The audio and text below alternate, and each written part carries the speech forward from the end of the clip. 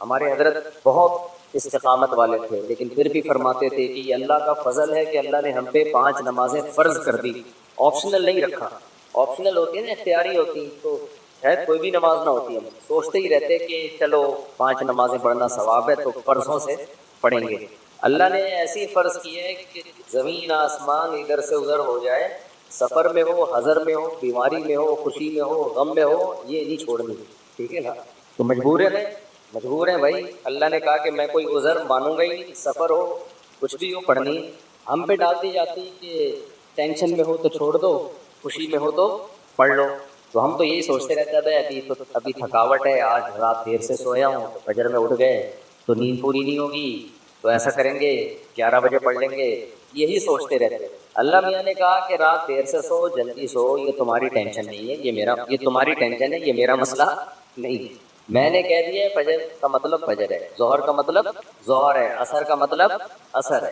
ابھی ہم امریکہ گئے نا، تو جہاز جاتے ہوئے سورج کی سمت میں جا رہا ہوتا، تو ایک نماز بھی نہیں آئی راستے میں، ہم نے ظہر پڑھ تو لی، لیکن نہیں بھی پڑھتے تو امریکہ پہنچ کے بھی مل جاتا، کیونکہ سورج کے ساتھ ساتھ چل رہے ہیں۔ واپسی کے مخالف آ رہے ہیں تو ٹھکا ٹھک نمازیں آ رہی ہیں۔ اب جب ٹھکا ٹھک نماز آ رہی ہے، ایک نماز کا ٹائم، فوراً دوسری نماز، فوراً تیسری نماز، فوراً چوتھی نماز، فوراً 5ویں نماز، اور اللہ نے فرض نماز میں کہا ہے کہ کھڑے ہو کے پڑھو، قبلے کی طرف پڑھو۔ یہ ممکن نہیں ہے تو پھر مجبوراً بیٹھ کے پڑھو، لیکن فرض نماز پھر بعد میں لوٹانی چاہیے، کیونکہ فرض نماز اصل میں قیام بھی فرض ہے اور قبلہ رخ ہونا بھی فرض ہے۔ تو اب ہمارے ساتھ دوست تھے، انہوں نے کہا کیسے؟ میں نے کہا مجبوراً بھائی پڑھنی پڑے گی، اللہ کا حکم ہے، نماز آپ سفر میں نہیں چھوڑ سکتے۔ اللہ نے 4 کی 2 کی ہی اسی لیے ہے کہ میں نے 4 کی 2 کر دی ہے، چھوٹی کر دی ہے، اس لیے کہ چھوڑنا نہیں ہے، آدھی کر لو۔ چھوڑنے کا آپشن ہوتا تو اللہ پھر کہہ دیتا ٹینشن میں ہو تو چھوڑ دینا، نہیں تو پھر پوری پڑھ لینا، یہ کہتا نا اللہ تعالیٰ۔ اب جب نماز کا ٹائم آیا، ہم نے کہا بھائی نماز پڑھنی ہے، تو وہ نماز میں جہاز میں جگہ کہاں دیتے ہیں؟ خیر ہم نے ریکویسٹ کی تو جگہ آگے، انہوں نے کہا آگے جا کے پڑھ لو۔ تو ہم نے کیا کیا، ہم نے کہا بھائی آج کل ایک ایپ آ رہی ہے جو لوگ جہازوں میں سفر کرتے ہیں، اس کا نام ہے حلال فری کر کے کچھ ہے، نام بھول گیا میں، بڑا زبردست نام ہے، آپ لوگ نوٹ کر لیں، کبھی جہاز میں سفر ہو نا، حلال ٹرپ، یہ ایپ ڈاؤن لوڈ کر لیں اپنے موبائل میں، اور اگر ڈاؤن لوڈ نہیں ہو رہی تو ڈائریکٹ گوگل پہ بھی سرچ کی جا سکتی ہے، حلال ٹرپ گوگل پہ لکھیں تو وہ ایک ویب سائٹ آ جائے گی، وہ کھولیں، وہ آپ سے مانگے گا جہاز کے ٹائمنگ کیا ہے، کدھر سے کدھر جا رہا ہے، کیا تاریخ ہے، آپ اس میں ڈالیں گے، ٹھک کر کے وہ بتا دے گا کہ آپ کی جو گھڑی میں اس وقت ٹائم ہو رہا ہے اس کے مطابق فجر کتنے بجے، ظہر کتنے بجے، عصر کتنے بجے، مغرب کتنے بجے، عشاء کتنے بجے، اور اتنے بجے قبلہ کہاں ہوگا، اتنے بجے قبلہ جہاز میں کس سمت میں ہوگا۔ تو بڑی خاندانی اپلیکیشن ہے، تو وہ آپ جیسے ہی ڈالیں گے ٹھک کر کے، تو ایک گھڑی آپ ایسی رکھیں جو چینج نہ ہو ٹائم اس کا۔ تو یہ خوب مسئلہ سمجھ لیں کہ جہاز میں آپ کو کھڑے ہو کر نماز پڑھنی ہے، اگر ممکن نہ ہو اجازت نہ دیں پھر مجبوراً بیٹھ کے پڑھیں، لیکن اس نماز کو لوٹا لیں۔ تو ہم نے تو کھڑے ہو کر اجازت مل گئی تھی، ہم نے کہا چلو پڑھتے ہیں۔ اس میں یہ آسانی ہے کہ ظہر اور عصر اکٹھی، لیکن کیسے اکٹھی؟ اس طرح سے اکٹھی کہ ہم نے دیکھا کہ ظہر کا ٹائم ختم ہو رہا ہے، فرض کریں 5 بجے ختم ہو رہا ہے، اور عصر کا ٹائم 5 بجے شروع ہو رہا ہے، تو ہم نے کیا کیا، وضو کر لیا، کیونکہ جہاز کے واش روم میں وضو کرنا بھی آسان کام نہیں ہے، تمیز سے وضو کیا کرو، وہاں پہ ایسا کیچڑ نہ کر دو کہ وہ بولیں نمازیوں پہ پابندی لگا دیں، اس میں وضو تمیز سے، پانی نہ گرے۔ میں تو وضو کر کے ٹیشو سے سب نیچے صاف کرتا ہوں، تاکہ کوئی نیا بندہ جائے نا، وہ یہ نہ کہے کہ مولویوں کی وجہ سے دیکھو کیچڑ کتنا ہو گیا، پورا امیج نہ جائے، صاف ستھرا کر کے بالکل اس کوئی بات نہیں، ہاتھ خراب ہو جائے گا اس کو دھو لو آرام سے، لیکن امیج اپنا خراب نہ کرو کہ یار یہ نمازی لوگ جب بھی جہاز میں آتے ہیں کیچڑ کر کے جاتے ہیں۔ ایک نے مجھے بتایا پائلٹ نے کہ ہم کہیں جا رہے تھے، کہیں اجتماع تھا، تو سارے نمازی بیٹھے ہوئے تھے جہاز میں، تو کہہ رہے جہاز کی حالت یہ ہو گئی تھی کہ جیسے کوئی تالاب بنا ہوا ہوتا ہے، سارے وضو کر کر کے آ رہے ہیں گیلے پاؤں کے ساتھ پورے جہاز میں، نا کہہ رہے ہیں ایسا کیچڑ ہم نے زندگی میں کبھی نہیں دیکھا جہاز، کتنا برا امیج گیا نا۔ تو اس لیے صفائی ستھرائی کر کے ان کو لگے کہ کوئی بات نہیں یار، اگر یہ وضو کر بھی لیتے ہیں تو واش روم میں ذرہ برابر بھی گندگی نہیں ہوتی، صاف ستھرا کر کے نکلو باہر۔ بیان ابھی شروع کروں گا، لیکن یہ بھی ضروری بات ہے تاکہ جہازوں میں بھی نمازوں کا اہتمام کریں۔ اللہ کو نماز بہت زیادہ محبوب بھی ہے، اور اللہ کے ہاں جتنی ویلیو نماز کی ہے نا، اتنی کسی حکم کی نہیں، اللہ نے نہیں چھوڑی ہے۔ میں نے دیکھا لوگ جہازوں میں نمازیں گول کر رہے ہیں، ٹرینوں میں نمازیں گول کر رہے ہیں، شاپنگ میں نمازیں، بھائی میدان جنگ میں اللہ کہہ رہا ہے، میدان جنگ میں کہ نہیں، اگر تم میدان جنگ میں کھڑے ہو کر پڑھ سکتے تو پیدل پڑھ لو، سواری پہ پڑھ لو۔ اے اللہ بعد میں پڑھ لیں گے نا، جنگ سے جب فارغ ہو جائیں گے پھر پڑھ لیں گے، کہ کیا ٹینشن ہے؟ اللہ نے کہا ان الصلاۃ کانت علی المؤمنین کتابا موقوتا، نماز مومنین پر مقررہ اوقات میں فرض ہے، یہ نہیں کہ بعد میں پڑھ لو۔ کتنے آرام سے کہتے ہیں سفر میں ابھی کہاں جائیں کیا کریں. نہیں بھائی, نمازی آدمی زمین آسمان ادھر سے ادھر ہو جائے, کہتے ہیں بھائی چھوڑنی نہیں ہے, کچھ بھی ہو جائے. آج نمازی بھی نمازی نہیں رہے ہیں. تو ہم نے یہ ضرور کیا کہ اس میں وضو بہت مشکل کام ہے, تو اس میں پھر ہم نے یہ کیا کہ بھائی 5 بجے جیسے اپلیکیشن سے پتہ چل گیا شافی وقت کے مطابق 5 بجے ظہر قضا ہو رہی, تو بھائی 4:45 پہ یا 4:50 پہ ہم نے ظہر پڑھی, قبلہ رخ کھڑے ہو کر 2 رکعت پڑھی ہے. تھوڑی دیر میں عصر کا ٹائم ہو گیا, اسی وضو سے عصر نمٹا لی. سمجھتے ہو؟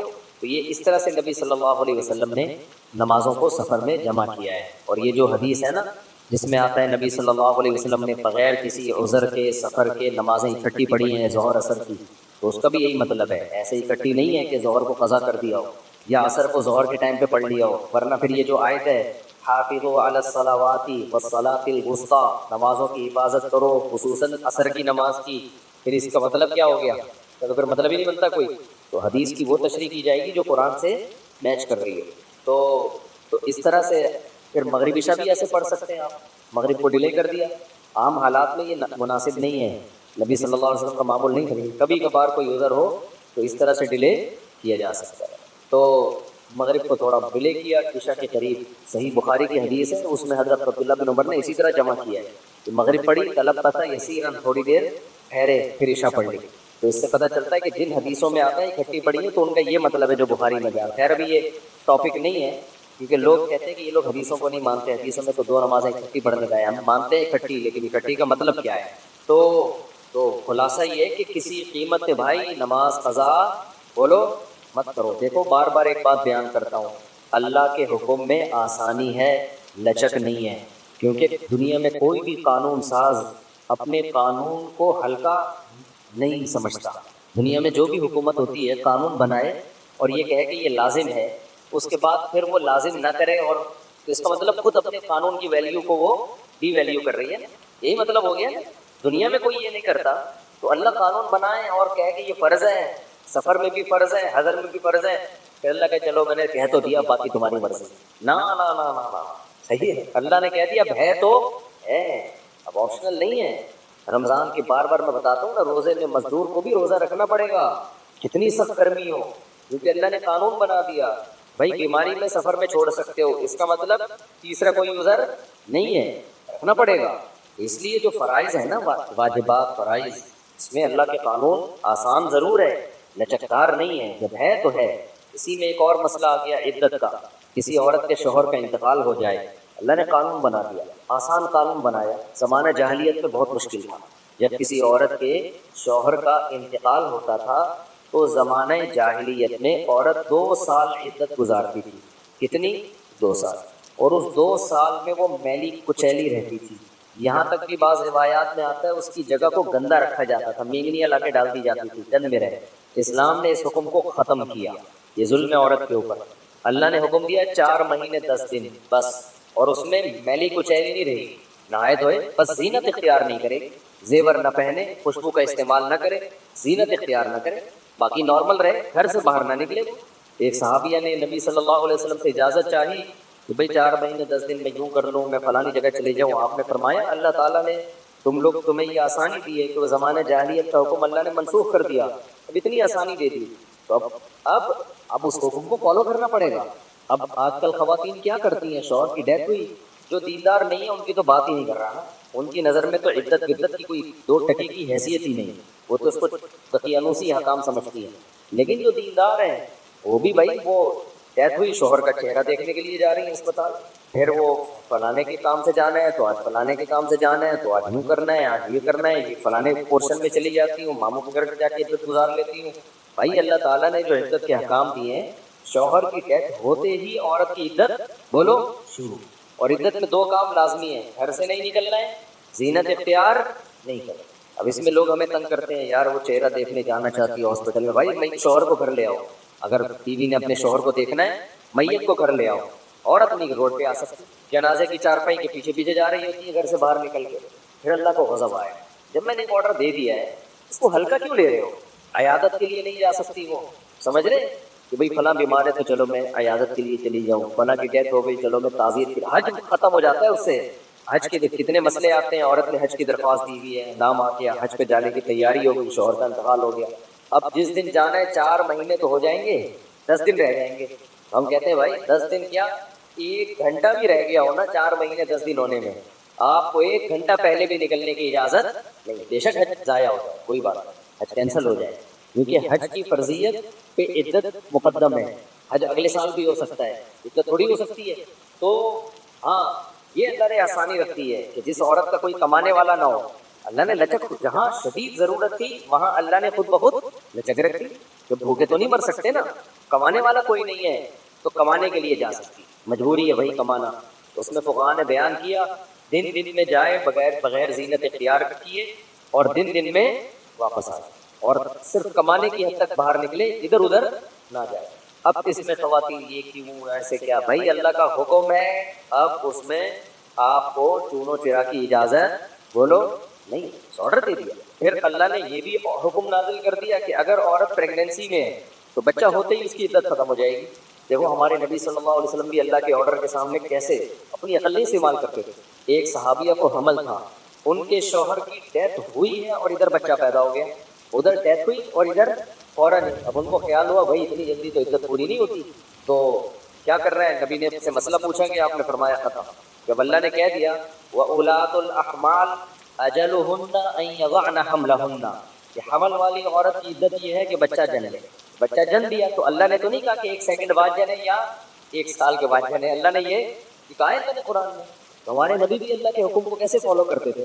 اگر یہی بچہ پہلے پیدا ہو جاتا، پیدا ہوتے ہی شوہر کی موت ہو جاتی، تو کہاں بہت باریک مسائل بیان کرتے ہیں، اور آج کل کے اسکالر نا ان کا مذاق اڑاتے ہیں کہ دیکھو یہ اتنی باتوں میں لوگوں کو الجھایا ہوا ہے. فقہاء نے بیان کیا کہ ادھر بچہ پیدا ہوا، کیونکہ ایسا ممکن ہے، قانون جب لکھا جاتا ہے تو امکان کو بھی لکھا جاتا ہے کہ ابھی آدھا بچہ پیدا ہوا ہے اور شوہر کی ڈیتھ ہو گئی تو کیا ہوگا. ایک ہے بچہ پیدا ہوتے ہی شوہر کی ڈیتھ ہو جائے، تو بچہ چونکہ پہلے پیدا ہوا ہے، شوہر کی ڈیتھ بعد میں ہوئی ہے، تو اب عدت کیا ہوگی، اب 4 مہینے 10 دن چلے گی.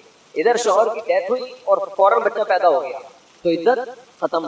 اب ایسے بھی کیس قیامت تک کے لیے دین آیا ہے، ایسا بھی ممکن ہے کہ شوہر کی ڈیتھ ہوئی اور بچہ آدھا پیدا ہوا ہے اور ادھر ڈیتھ ہوئی اس کی، یعنی ولادت ہو رہی تھی اور شوہر کا انتقال. امکان تو ہے نا، لا جب لکھا جاتا ہے نا تو اس میں امکانات بھی لکھے جاتے ہیں.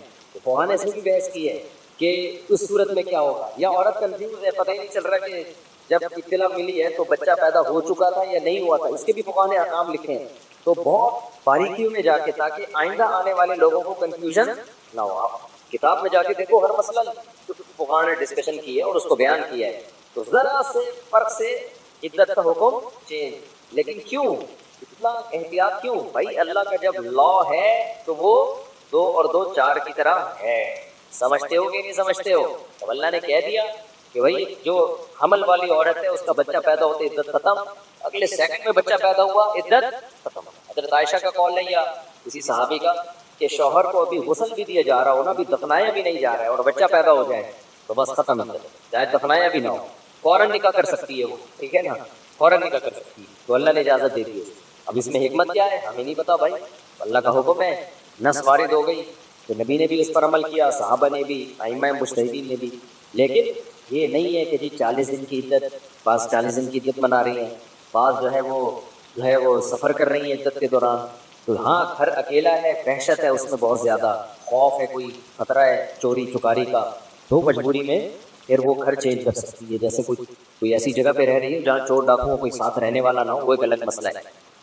دودھ پیتے بچے کی الٹی کیا ناپاک ہے؟ یہ سوال پوچھا ہے جی ام عیسیٰ نے مان صحرا سے. دودھ پیتا بچہ اگر ماں کے کپڑوں پر الٹی کر دے تو کیا یہ کپڑے ناپاک ہو جائیں گے؟ دیکھیے دودھ پیتے بچے کی الٹی اور بڑی عمر کے آدمی کی الٹی کے احکام میں کوئی فرق نہیں ہے. اگر منہ بھر کے الٹی ہوئی ہے، یعنی منہ بھر کا مطلب کہ بہت زیادہ الٹی ہوئی ہے اور منہ فل جیسے بھر جاتا ہے، تو چاہے بڑے کی الٹی ہو یا بچے کی الٹی ہو، دونوں ناپاک ہیں. اگر وہ یعنی ہتھیلی کی گہرائی جو ہے نا، جو 5 روپے کا آج کل سکہ ہوتا ہے، اس کے بقدر اگر لگی ہوئی ہے تو کپڑا ناپاک ہے، اس سے کم کم ہے تو شریعت میں معاف ہے وہ.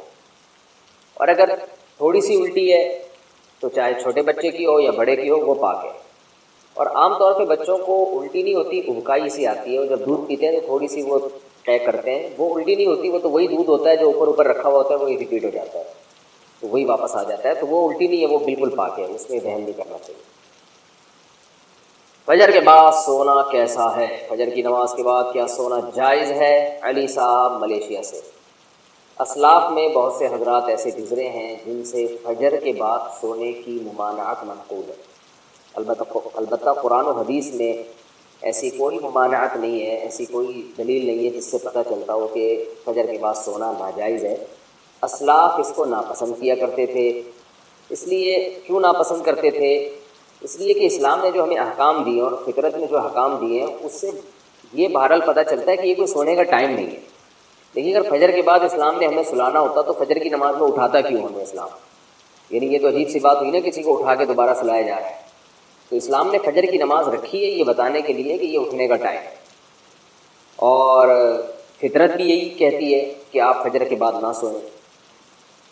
پرندوں کو دیکھ لیں، جانوروں کو دیکھ لیں آپ، تو پرندے صبح صبح کیسا چہچہانا شروع کر دیتے ہیں، بلکہ مرغا تو تہجد کے وقت سے ہی اذانیں دینا شروع کر دیتا ہے۔ اور آپ صلی اللہ علیہ وسلم نے فرمایا لا تسبوا الدیک فإنہ یؤذن للصلاۃ، مرغے کو برا مت کہا کرو اس لیے کہ وہ اذان کے لیے، وہ نماز کے لیے جگاتا ہے۔ تو جو فطرت کہتی ہے اسلام وہی کہتا ہے، اور جو اسلام کہتا ہے فطرت وہی کہتی ہے، وہ یہ ہے کہ رات کو جلدی سوئیں اور صبح جلدی اٹھیں۔ اللہ تعالیٰ نے ہمیں جو رات ہے نا، قرآن سے پتہ چلتا ہے جعل لکم اللیل لباسا والنوم سباتا، کہ اللہ نے رات کو ہمارے لیے لباس بنایا، نیند کو کاٹنے کا ذریعہ بنایا، اور رات ہمارے لیے سونے کے لیے بنائی ہے۔ دن وجعلنا النہار معاشا، دن میں ہمیں کام کاج کے لیے پیدا کیا اللہ تعالیٰ نے۔ تو یہ غیر فطری بہرحال ہے، اور رسول اللہ صلی اللہ علیہ وسلم نے ترغیب بھی دی ہے کہ صبح اپنے کاموں کا جلدی آغاز کیا جائے۔ حدیث میں آتا ہے، آپ صلی اللہ علیہ وسلم نے فرمایا، صحیح حدیث ہے، بورک لامتی فی بکورہا، فرمایا میری امت کے لیے اللہ نے صبح کے وقتوں میں برکت رکھی ہے۔ صبح صبح کوئی بھی کام شروع کیا جائے گا تو اس میں برکت ہوگی۔ افسوس کے ساتھ کہنا پڑتا ہے کہ بہت سے غیر مسلموں نے اس پر عمل شروع کر دیا ہے۔ چائنا میں آپ دیکھیں لوگ صبح صبح اٹھ جاتے ہیں۔ میں تھائی لینڈ میں تھا، فجر کی نماز کے بعد میں نکلا تو ساری مارکیٹیں کھلی ہوئی تھیں، تو جو کام مسلمانوں کے کرنے کا تھا وہ غیر مسلم کر رہے ہیں۔ ہاں البتہ یہ ہے کہ جب آپ رات جلدی سوئیں اور صبح جلدی اٹھ جائیں تو پھر دوپہر کو قیلولہ کریں، سونے کا ٹائم دوپہر کو ہے، اس کی بہت تاکید ہے قرآن و سنت میں۔ قیلوا فإن الشیطان لا یقیل، آپ صلی اللہ علیہ وسلم نے فرمایا قیلولہ کیا کرو، شیطان قیلولہ نہیں کرتا۔ اور صحابہ، تابعین، اسلاف سب کی سنت ہے۔ گورے یہاں تک لکھتے ہیں کہ جب مسلمانوں کی خلافتیں تھیں تو پورا اہل اسلام دوپہر کو کھانے کے بعد سویا کرتا تھا، تھوڑی دیر آرام کرتے تھے، اور اس سے بہت زیادہ انسان کو طاقت ملتی ہے، دماغی بھی جسمانی بھی سکون بھی ملتا ہے، اور وہ بہت تیار ہو جاتا ہے بہت دیر تک کام کاج کرنے کے لیے۔ تو جو سونے کا جو نیچرل ٹائم ہے وہ ہے عشاء پڑھتے ہی آپ سو جائیں، اور رات کو بہت جلدی اٹھیں آپ، 5 6 7 گھنٹے، 5 گھنٹے 6 گھنٹے، کسی کو بہت زیادہ سو لیا تو 7 گھنٹے سو جائے گا، تو 5 6 گھنٹے کی نارملی نیند پوری کرنے کے بعد آپ اٹھ جائیں، اور پھر فجر کی نماز سے 10 15 منٹ پہلے آپ تھوڑی دیر کے لیے ایک شارٹ نیپ جسے کہہ سکتے ہیں، بہت تھوڑی سی دیر آرام وہ کر لیں، وہ بھی سنت ہے۔ یعنی آپ رات بہت جلدی سو گئے، عشاء پڑھتے ہی بہت جلدی رات کو اٹھ گئے آپ، کیونکہ کئی گھنٹوں کی آپ کی نیند پوری ہو جائے گی اگر آپ عشاء کے بعد سوتے ہیں، اور پھر فجر کی نماز سے پہلے آپ تھوڑی دیر، اذان کے بعد نماز سے پہلے 10 15 منٹ آپ تھوڑی دیر ہلکی سی نیند لے لیں، اس سے دوبارہ فریش ہو جائیں گے۔ اس کے بعد پھر آپ دوپہر کو کھانے کے بعد تھوڑی دیر آرام کریں، سوئیں۔ تو یہ جو نیچرل یعنی سونے کی یہ روٹین ہے، تو یہ بہت اس کی یعنی سنت سے بھی ثابت ہے، صحابہ سے بھی، اسلاف سے بھی۔ البتہ یہ کوئی فرض واجب نہیں ہے، کیونکہ بعض لوگوں کی روٹین ایسی ہوتی ہے کہ وہ بیچارے رات کو نہیں سو سکتے، ان کے کام نائٹ ڈیوٹی ہے کسی کی، یا کسی کو اسٹڈی کے لیے فرصت ہی اس ٹائم پہ مل رہی ہے، یا اور کوئی ایسا مسئلہ ہے کسی کے ساتھ، تو اس کا کوئی فرض واجب سے تعلق نہیں ہے۔ تو ایسی کنڈیشن میں اگر کسی کی رات کو نیند پوری نہیں ہو سکتی تو فجر کے بعد بھی وہ سو سکتا ہے، کیونکہ نیند پوری نہ کرنا یہ زیادہ نقصان دہ بنسبت اس کے کہ آپ غلط ٹائم پہ سو کے نیند پوری کر لیں، یہ پھر بھی نسبتاً بہتر ہے۔ نیند ہی نہیں ہو پھر تو بہت بڑے نقصانات ہو جائیں گے، تو نیند تو روٹی سے زیادہ ضروری چیز ہے، تو اس لیے نیند پوری کرنے کے لیے اگر کسی کو مجبوراً فجر کے بعد سونا پڑتا ہے تو کوئی حرج نہیں ہے اس میں، لیکن نارملی اسلام نے اس کو پسند نہیں کیا ہے، کیونکہ اسلام دین فطرت ہے، تو حلال و حرام سے اس کا تعلق نہیں ہے، بہتر اور مستحب بہرحال یہ نہیں۔ اور آپ صلی اللہ علیہ وسلم کی ترغیب بھی ہے کہ صبح کے وقت میں اللہ تعالیٰ نے میری امت کے لیے برکت رکھی ہے، تو اپنے کاموں کا فجر کے فوراً بعد سے آغاز کر دینا چاہیے، اور وہ وقت ایسے بھی ذکر و تسبیحات کا وقت ہے، یہ ایکسرسائز کریں آپ سے۔ بڑی خاندانی بات کیا کرتے تھے، آج وہ باتیں ہمیں سمجھ میں آ رہی ہیں، اس وقت تو ہم مدرسے میں ہی رہتے تھے نا، باہر دنیا میں نکلے نہیں تھے، تو ہم کہتے پتہ نہیں کس قسم کی باتیں کر رہے ہوتے، آج جب دنیا میں نکلے ہیں تو پتہ چلا بھائی بڑی صحیح قسم کی باتیں کر رہے ہوتے تھے۔ حضرت فرماتے تھے دنیا کی محبت کے 2 شعبے، اصل میں تو 3 شعبے ہیں، جب ہم کہتے ہیں نا دنیا سے محبت نہ کرو تو اس کے بہت سارے شعبے، لیکن میجر شعبے اس کے 3 ہیں۔ یہ 3 چیزوں کو کہا جاتا ہے دنیا سے۔ نمبر 1 حب با کا مطلب شہوت پرستی، دھڑک، لڑکیوں کو دیکھنے کا ہر وقت، فحش فلمیں کا، اور ہر وقت جو ہے نا حلال پہ کم بخت کو قناعت ہی نہیں ہو رہی ہے۔ کچھ ایسے ٹھرکی سوسائٹی میں ہوتے ہیں کہ نہیں ہوتے، کہیں کوئی انٹی گزر رہی ہو تو گھر تک پہنچا کے آئیں گے اس کو، اپنی بیوی سے بات کرنے کا ٹائم نہیں ہے، ہر ایک کی بیوی کو